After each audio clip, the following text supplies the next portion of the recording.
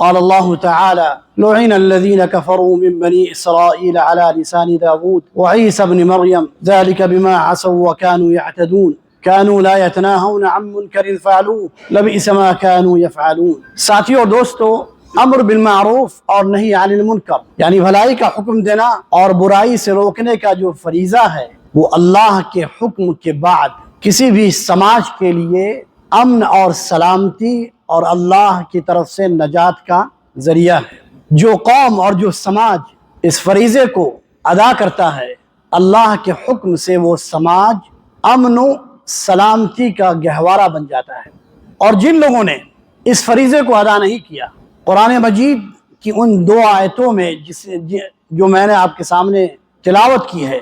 ان آیتوں میں اللہ سبحانہ و تعالی نے اس فریضے کو چھوڑنے کے نتیجے میں جو عذاب آیا اس قوم پر، اس سماج پر، اس کا بیان ہے۔